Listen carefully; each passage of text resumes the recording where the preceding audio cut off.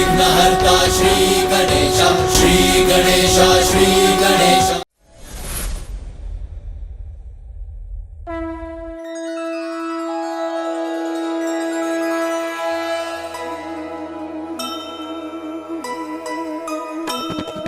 कर लेते युक्ति से काज सिद्ध सारे,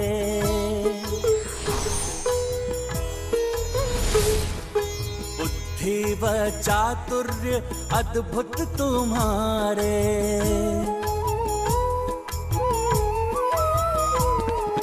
वाहन है मूस सुमुख है विशालकाय, परिक्रमा हेतु करेंगे कुछ उपाय। जय गणेश जय गणेश जय गणेश देवा, माता जाति पार्वती पिता महादेवा। गजानन तो अब भी कैलाश में, फिर वे उधर प्रतिस्पर्धा में भाग लेते कैसे दृष्टिगोचर हो रहे हैं?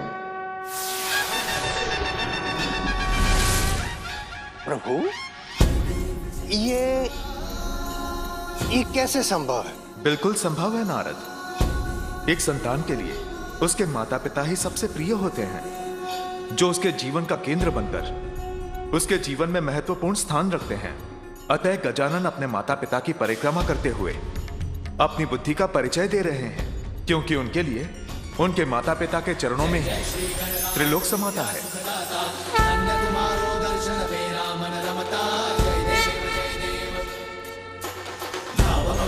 कोई शरणागत आवे, संतत संपद सबही भरपूर पावे।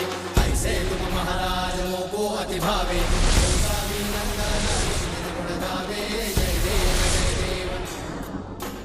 जय जय श्री गणराज विद्या सुखदाता, धन्य तुम्हारो दर्शन मेरा मन रमता। जय देव जय देव।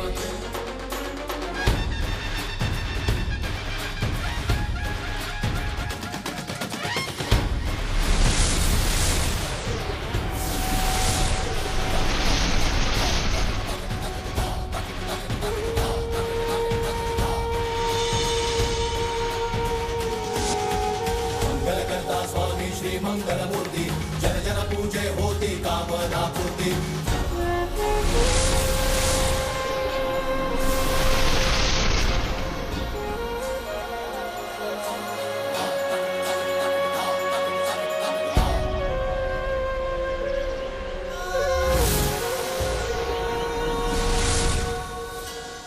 कितना अद्भुत और कितना दिव्य दृश्य है ये।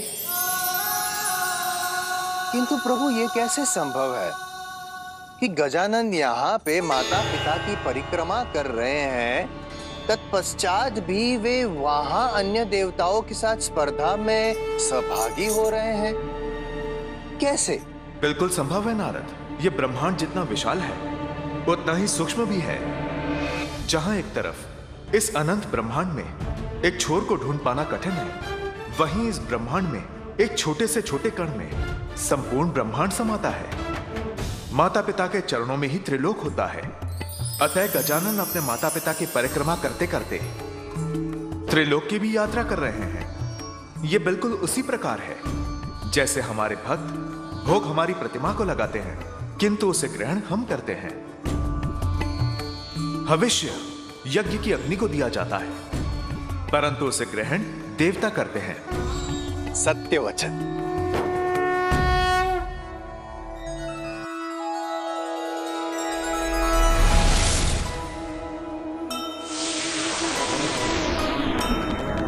गंगा सागर में सुमुख डुबकी लगाए,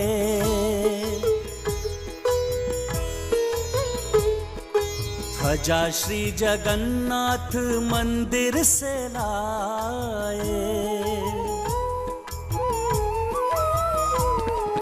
कांची से अति पावन कुमकुम ले आए, द्वारका से जगमगाता शंख भी उठाए।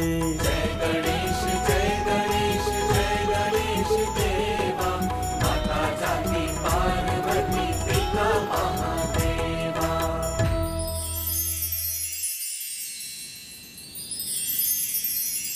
अद्भुत। नारद आश्चर्यचकित। वहां सभी देवता पृथ्वी और पाताल के तीर्थ यात्रा करने की होड़ में लगे हुए हैं और यहाँ गजानन मात्र अपने माता पिता की परिक्रमा करके ये कठिन कार्य पूर्ण कर रहे हैं। नारायण नारायण। देवर्षि नारद, अब समय आ गया है जब गजानन की बुद्धि और चतुराई की इस अद्भुत लीला का दर्शन संपूर्ण संसार करेगा।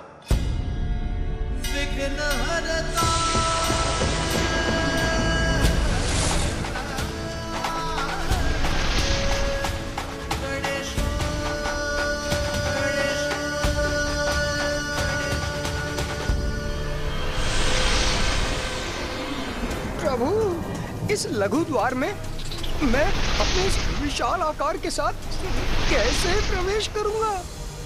मुझ पर विश्वास रखिए और आगे बढ़िए मूषक जी। उचित है प्रभु।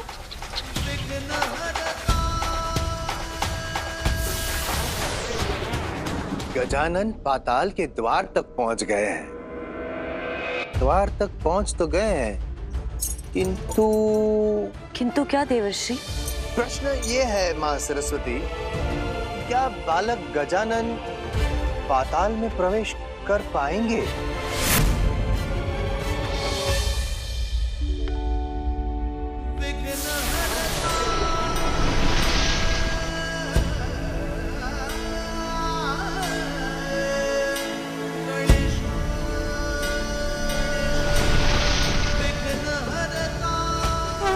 युक्ति लगाई जाए तो कोई भी कार्य असंभव नहीं होता मूषक जी।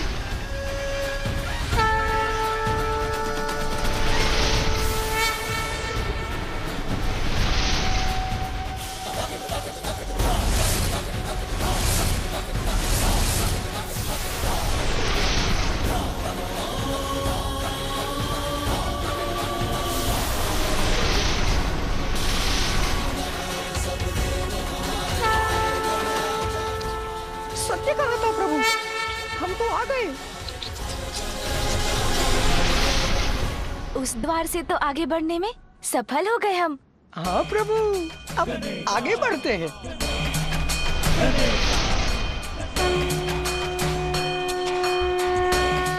बहुत अच्छे मूषक जी।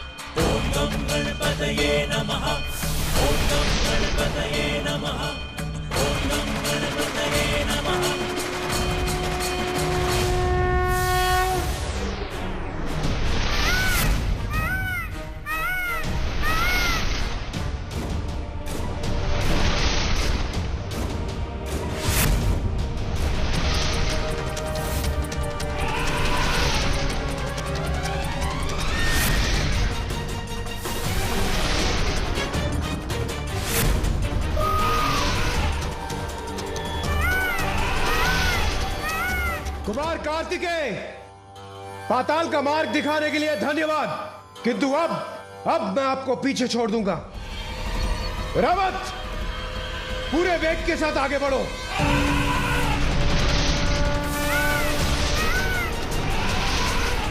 देवराज, यदि मुझे पराजित करना चाहते हैं तो अपना ध्यान मुझ पर नहीं, आगे के मार्ग पर रखिए।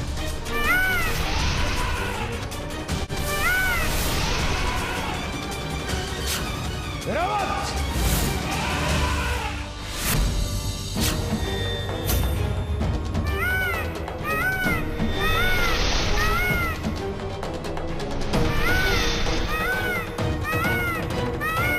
राजा बलि का सूतल लोक।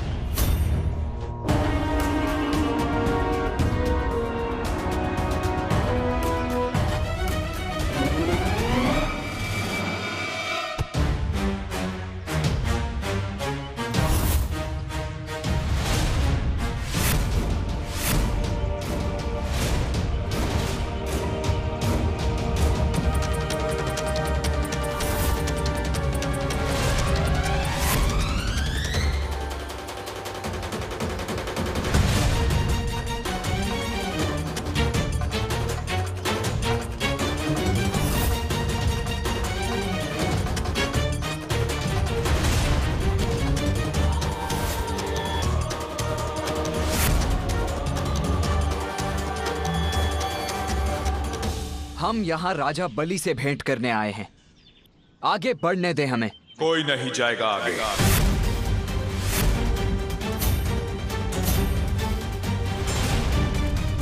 हम देवगण यहाँ कैलाश से आ रहे हैं और तुम हमें रोकने का दुस्साहस कर रहे हो।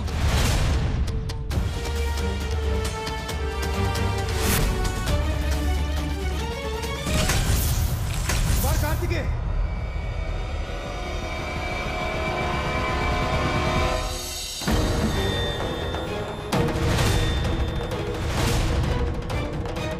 हम देवताओं को रोकने का दुस्साहस कैसे किया? ये तो कोई असुर प्रतीत होता है। मुझे इसे अपने मार्ग से हटाना ही होगा।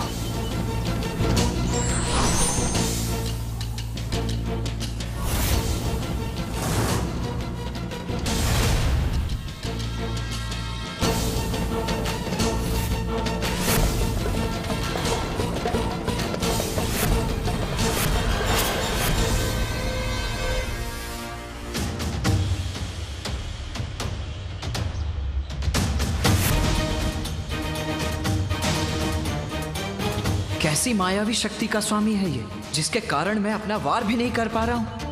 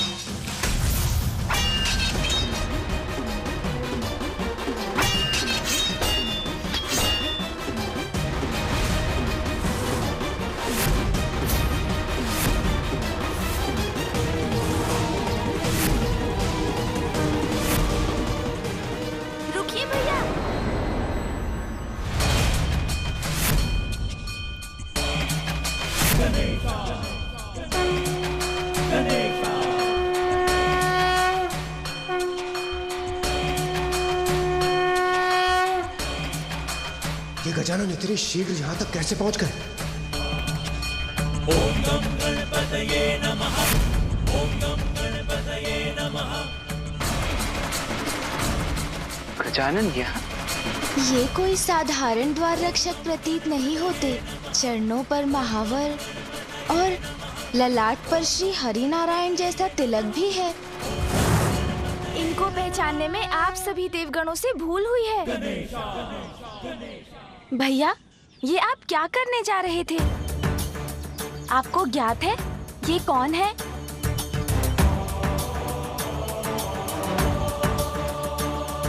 स्वयं मामा जी श्री हरि नारायण है ये।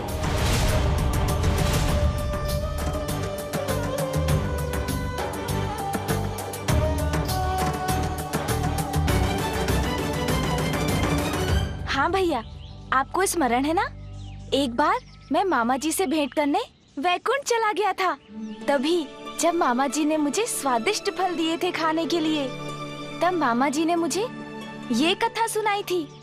प्रजा के हित का ध्यान रखने वाले अत्यंत शक्तिशाली असुर राजा बलि ने अश्वमेध यज्ञ प्रारंभ किया, जिसके संपन्न होने पर असुरों का देवताओं पर वर्चस्व स्थापित हो जाता।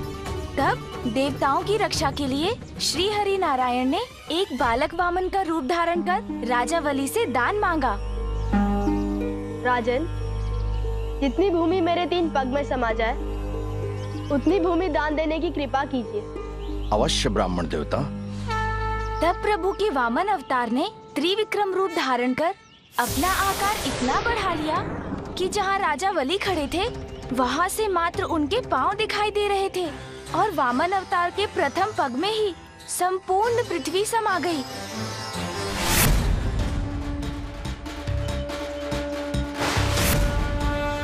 उनके दूसरे पग में अन्य सभी लोग आ गए।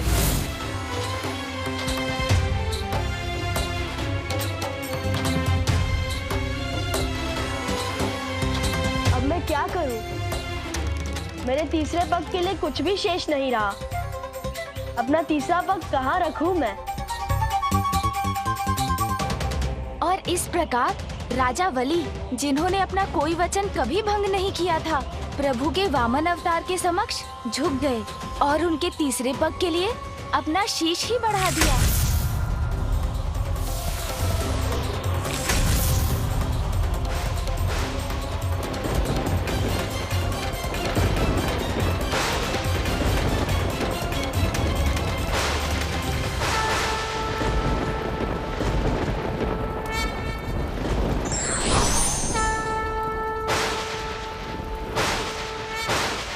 राजा वली, धर्म के प्रति आपकी निष्ठा को देख मैं अत्यंत प्रसन्न हूं। इसलिए आज से मैं आपको पाताल लोक का राज्य सौंपता हूं और ये वचन देता हूं कि मैं सदैव आपके राज्य की रक्षा करूंगा, जिससे कोई भी आप पर आक्रमण करे आपको क्षति नहीं पहुंचा पाएगा।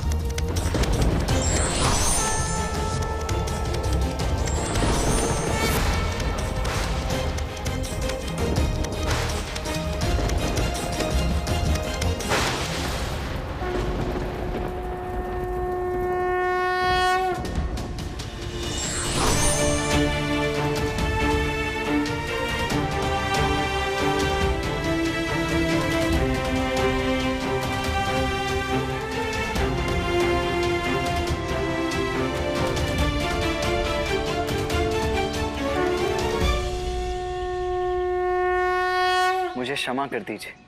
मुझे नहीं ज्ञात था कि आप स्वयं श्री हरि नारायण हैं।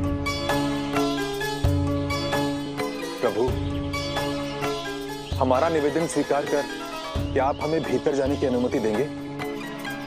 मैंने कहा ना, कोई भीतर नहीं जा सकता।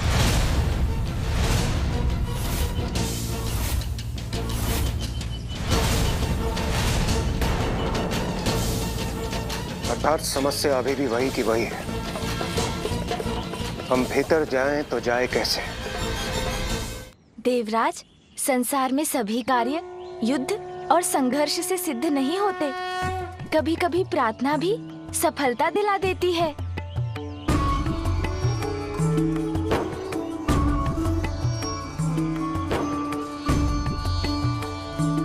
हाँ, उचित कहते हैं गजानन। मैं समझ गया।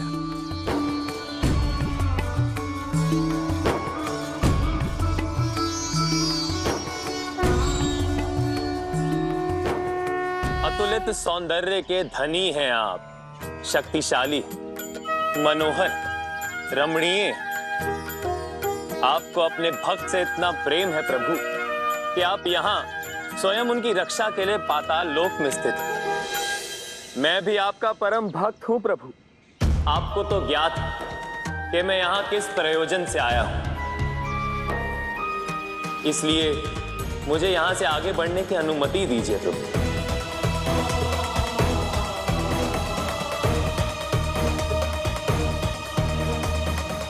आप आगे नहीं जा सकते।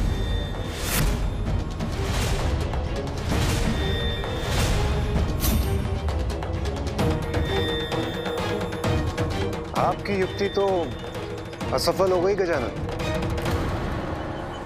वरुण देव ने तो मेरी युक्ति समझी ही नहीं, तो वो सफल कैसे होती? प्रहरी अपनी प्रार्थना से नहीं, अपने स्वामी की प्रार्थना से प्रसन्न होता है।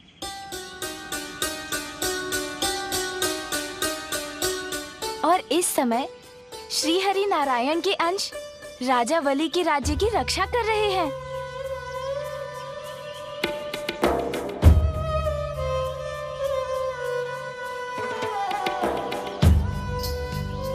असुर होने पर भी, वेद में भी जिन्होंने अटूट निष्ठा रखी, जो सदा दयालु और दानवीर रहे, जिन्होंने स्वयं भगवान को दान देने का सौभाग्य प्राप्त किया।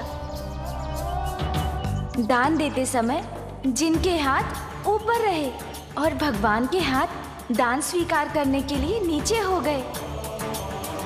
ये इतना दिव्य मधुर स्वर किसका है?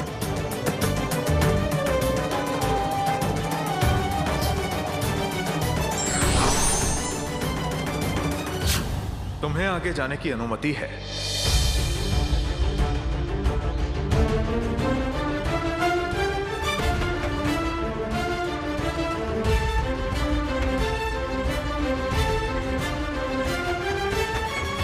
धन्यवाद मामा जी।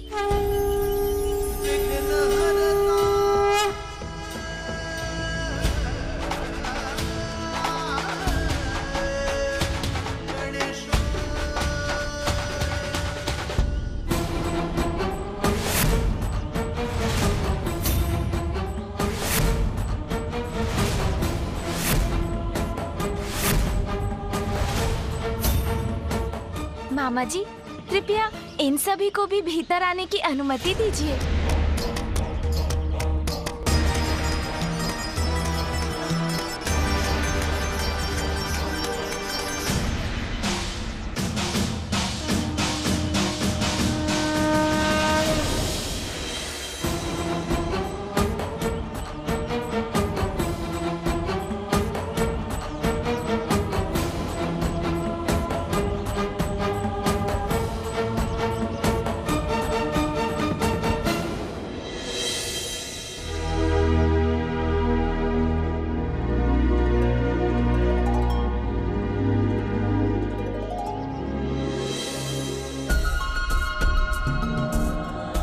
गजानन, मैं तुम्हें प्रतियोगिता के प्रारंभ स्थान पर छोड़कर आया था, फिर इतनी शीघ्र तुम यहाँ कैसे पहुँच गए? अहो भाग्य मेरा, जो मुझे इतना बड़ा सौभाग्य प्राप्त हुआ।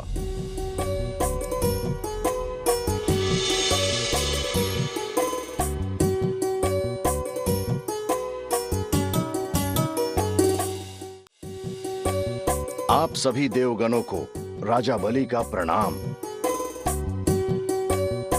प्रणाम राजा बलि जी। महादेव और माता पार्वती के पुत्र स्वयं हमारे पास आए हैं। ये तो मेरा परम सौभाग्य है। आपका स्वागत है।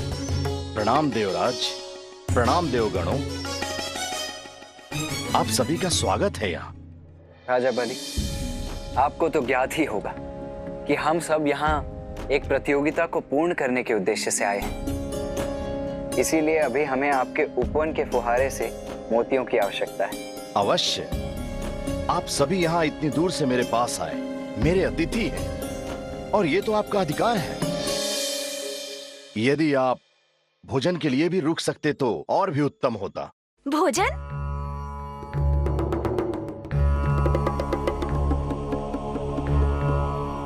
भोजन पर आपका निमंत्रण पाकर हमें अत्यंत ही आनंद आता, किंतु अभी हमें शीघ्र ही निकलना होगा। उसके लिए मैं क्षमा प्रार्थी हूँ। हाँ राजा बाली, इससे पूर्व की विलंब हो जाए, हमें यहाँ से प्रस्थान करना होगा।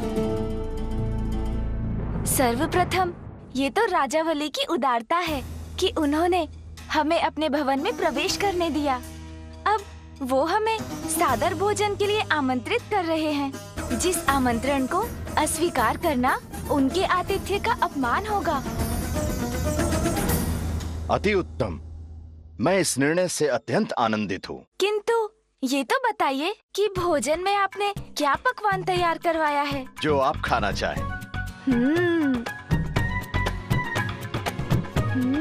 आनंद आएगा। आइए देवराज, आइए देवगणों।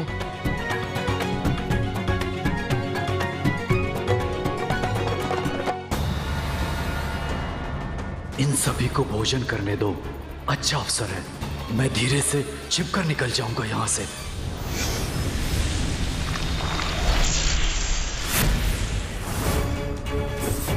बलि ने सदा मेरे आदेश की अवहेलना की। मैंने उसे देवताओं से सावधान रहने को कहा था। आज भी उन्हीं का साथ देकर सहायता कर रहा है। बलि मेरा आदेश नहीं सुनेगा तो क्या, राहु और केतु तो मेरा आदेश अवश्य मानेंगे।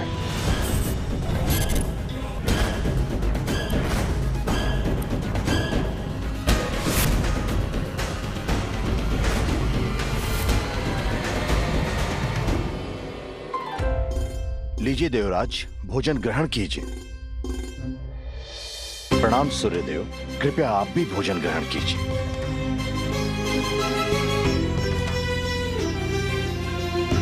अच्छा अवसर प्राप्त हुआ है भोजन का। भ्राता गजानन, अब यहाँ अधिक समय मत लगाना, शीघ्र भोजन करो, फिर यहाँ के उपवन से मोती बटोर कर हमें आगे बढ़ना है, ठीक है? गजानन ने तो चमत्कार कर दिया सूर्यदेव, किंतु ये इतनी शीघ्र यहाँ पहुंचे कैसे? ज्ञात नहीं इंद्रदेव, कहीं इनके मूषक के पंख तो नहीं आ गए?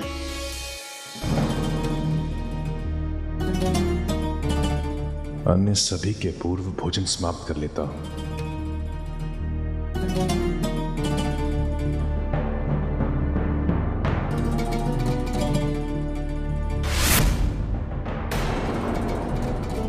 कुमार कार्तिकेय, देवराज इंद्र, सूर्यदेव, अग्निदेव, चंद्रदेव, शनिदेव, कुबेर देव, सभी तो हैं यहां। फिर नदारद कौन है?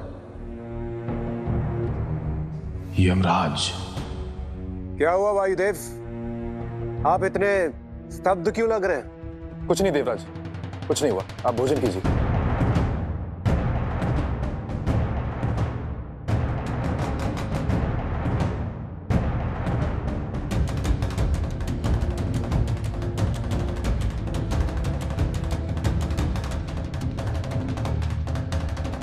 मोदक बहुत स्वादिष्ट है, और लाइए।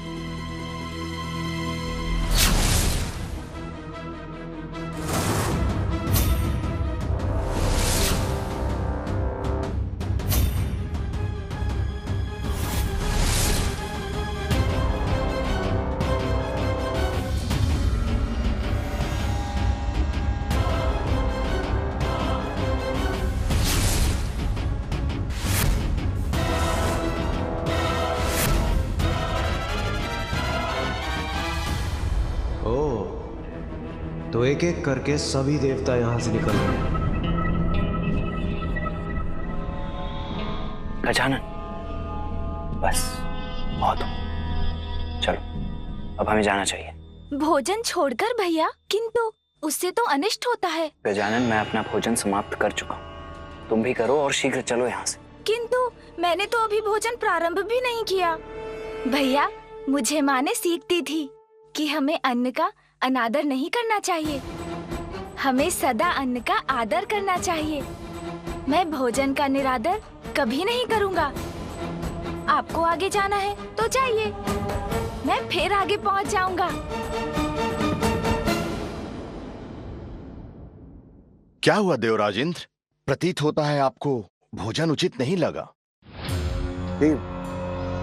भोजन तो अति उत्तम है, किंतु मुझे यहाँ से प्रस्थान करना होगा। कृपया मुझे अनुमति दीजिए। जैसा आपको उचित लगे। आपका बहुत बहुत धन्यवाद। प्रणाम। गजानन, ये भोज नहीं प्रतियोगिता है, इसीलिए शीघ्र अपना भोजन समाप्त करना और आगे बढ़ना, ठीक है? हाँ भैया, मैं मन भरकर, मेरा अर्थ है कि शीघ्र खाकर आ जाऊंगा। उचित है, किंतु हाँ, राजा बलि के उपवन से दिव्य मोती लेना मत भूल जाना। हाँ भैया। अब आज्ञा दीजिए। गजानन अपनी बुद्धि और चतुराई से इस प्रतिस्पर्धा में अच्छा प्रदर्शन तो कर रहे हैं, किंतु भोजन के कारण वे कहीं पुनः पीछे न रह जाए माता।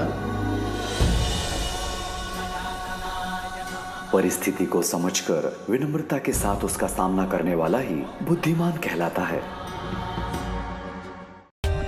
For more updates, subscribe to our channel, click the show links and enjoy watching the videos.